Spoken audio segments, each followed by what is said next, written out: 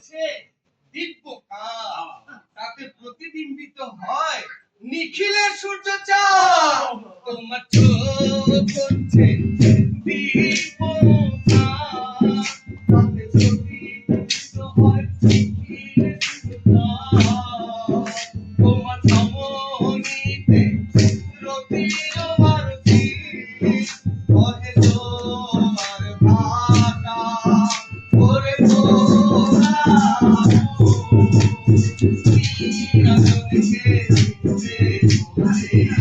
একবার লাগাও আপন হাতে,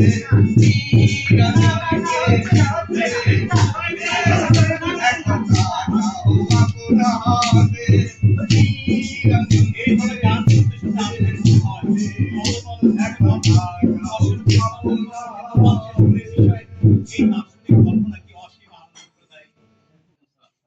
আমাদের আমিও খরগোশ যাবো, সেখানে আমার শ্বশুর বাড়ি। এই গাড়িতে সিট কোথায়? হ্যাঁ, ওই পিকআপের পিছনে বসে যাবো। সেখানে তো অনেক হয়েছে, মাত্র শুনলাম মিলে 2 দিনের ছুটি পাইছি, তাই যাইতেছি। আমরা তো কেউ কিছু চিনি না সেখানে, গাইডের কাজ করে। আমাদের হঠাৎ ভালো লেগে যায় যুবকের আচরণ। ঠিক আছে, পেছনে বসতেন না, আপনি আমার সাথে না, বসেন। স্যার। আচ্ছা, কোনো অসুবিধা নেই।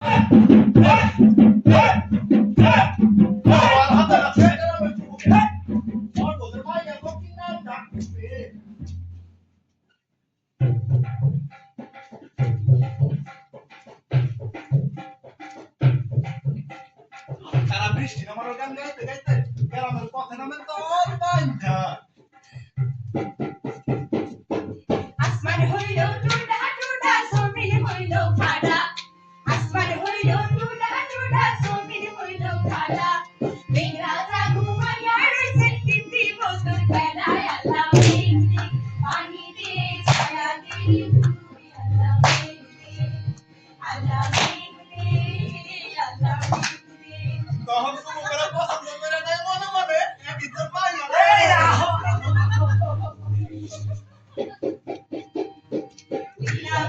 লীলাবালি বড় চমকি সইব, বড় চমকি সইব, দিয়া সাজাইবু তরে। লীলাবালি বড় চমকি সইব, বড় চমকি সইব, দিয়া সাজাইবু তরে। আরে শোনো শোনো, বিয়ার সময় একটা ছোট্ট পুকুরে সোনার আংটি লুকিয়ে রাখে। পাইছি সত্যি, যদি বউরে ভালোবাসো তাইলে তো পাই পাই খুঁজছে। সৃষ্টি করুণা হইল দৃষ্টি, ভারতে দুনিয়া সৃষ্টি, ভারতে দুনিয়া সৃষ্টি। তাই লেখা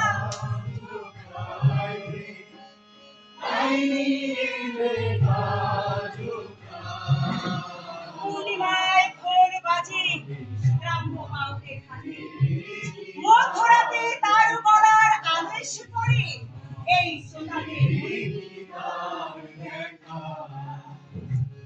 বেদে নয় জারু রেখায় উড়ি, বেদে নয় জারু রেখা। পাখির সমা নির্বিকার দেখা, পাখির সমা নির্বিকার দেখা। ভাড়া বাবদ যা লাগে রেহাই করে আনান। তবে জায়গা বলে সে পিকআপের ঘের উপর দাঁড়িয়ে খানিকে ঝুম ঝুম করে হাড় বাজিয়ে নেমে পড়ে। তারপর উঁচু রাস্তার ঢাল দিয়ে একেবারে খেতে আরো খানিক দূরে গিয়ে সহসা লুঙ্গি তুলে শিশু বলে, চেষ্টা করো কি ভালো লাগে পড়ে দিলে কে বইটি শালা। এই সাথে হলু দিয়া স্যার, এই কি বর্গ অতিশ্বর,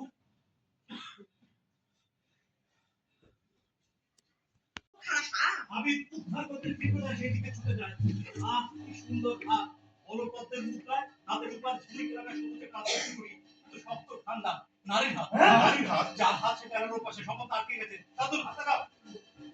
সে নারীর শরীর উদ্ধারের আশায় তুই তিনজনে তা উঁচু করে ধরে। কি আল্লাহ, শরীর কোথায়, শরীর কোথায় আল্লাহ?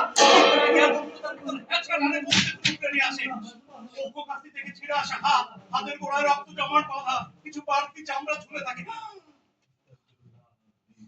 হাতের কাছে গোল হয়ে উঠে যান।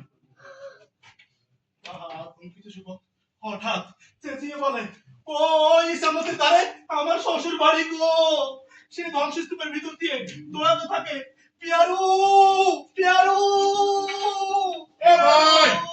একজন দান করবি নানা স্থলে সেই বিষয় করে যে শরীর থেকে ছিঁড়ে গেছে সেই শরীর সন্ধান করে, যে শরীর কই সেই শরীর কই। আল্লাহু আকবার, আল্লাহু আকবার, আল্লাহু আকবার,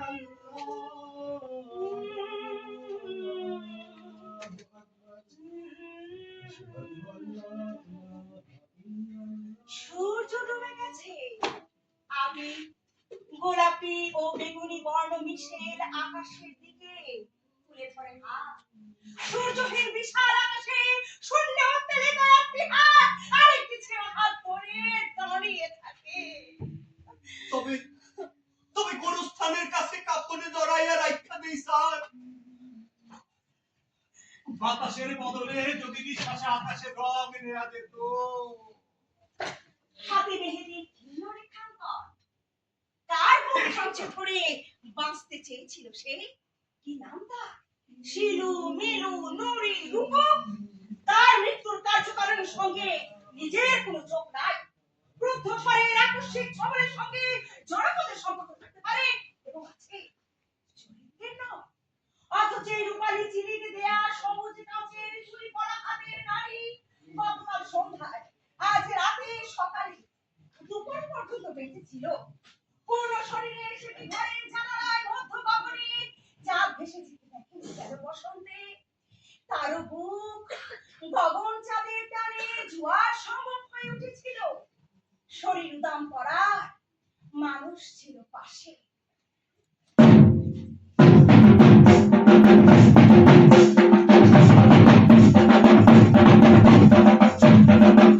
শেষ হবে আজ রাতের অন্ধকারে এই শ্যামল লোমশ হইতে তার অল্প হাত আকস্মিক এমনি কচি নরম দুটো কান, যেখানে মুখ খসত মা, এখন এখন মা নাই, আপন সন্তানের ছিন্ন লাশের পাশে। মাটি থাকলে তুলবে দীর্ঘ রাত্রি জাগা বিলাপ। এখন কি করুন স্যার? দুজনের হাতেই মৃতের রক্ত লালা, দুজনে হাত ঘষে মাটিতে। কলা পাতায় মুড়ে কথা কও। তাইলে অন্য কিছু দেখি, কোনো মতো লাস্টারে বাইন্ধা যদি নিয়ে যাওয়া যায় ক্যাম্পে। আপনি একটুখানি এদিকে পড়া দিয়া খারান স্যার, আমি দেখি লাশ ক্যারিকরণের মতো কিছু পাওয়া যায় কিনা। একা একা আমি এখানে একা থাকতে পারবো না। সাজুদুল, সাজুদুল, আমি এদিকে এখানে একা দেখুন যে থাকতে পারবো না। স্যার যদি একটা দুমড়ানো টিন পায়। স্যার এই ভাঙা টিনটা দিয়া মাগো ঘন্টা বাবু ধরে না। তারা দেখতে পায় যে ভূগোল তারা পড়তো প্রথমে পৃথিবী, আকাশ ও তার পূর্ণ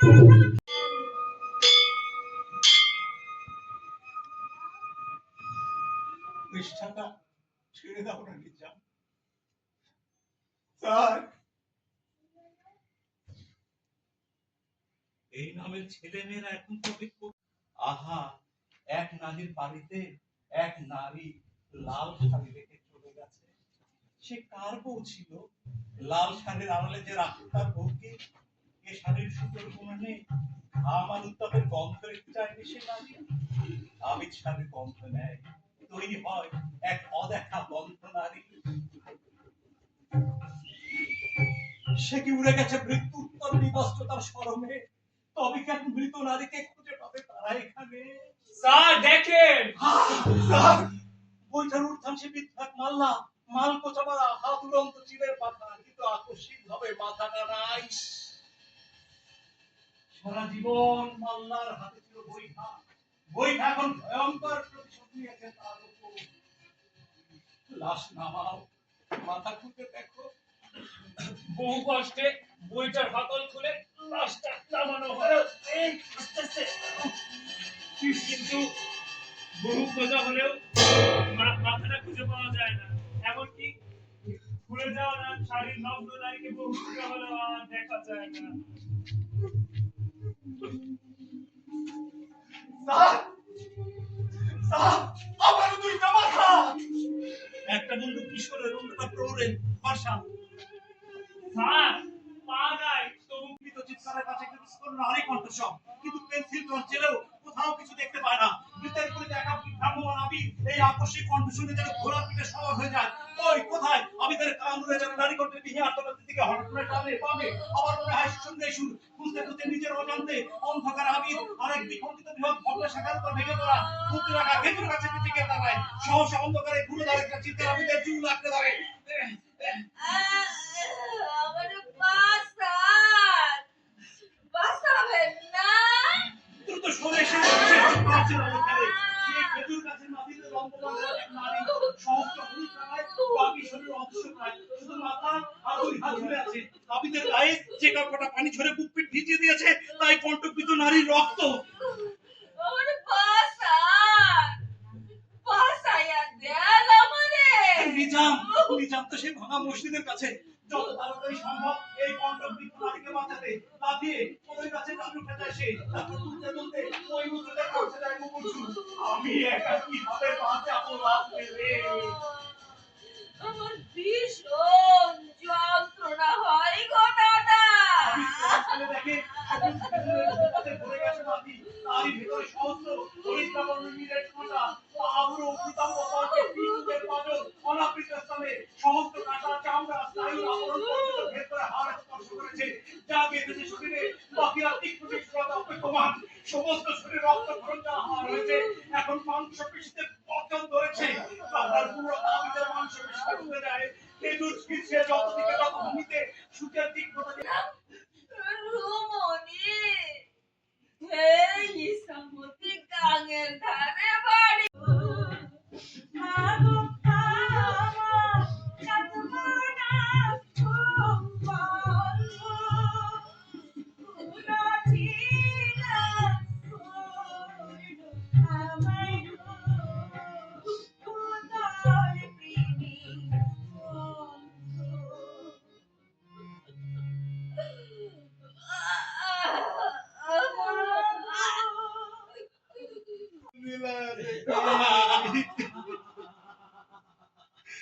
সে কবরের কাছে বিখণ্ডিত দেহের স্তূপ হাতড়ায়। এই তো বসন্তকালের অন্তে এই নারীর দেহে সে বেল গাছ।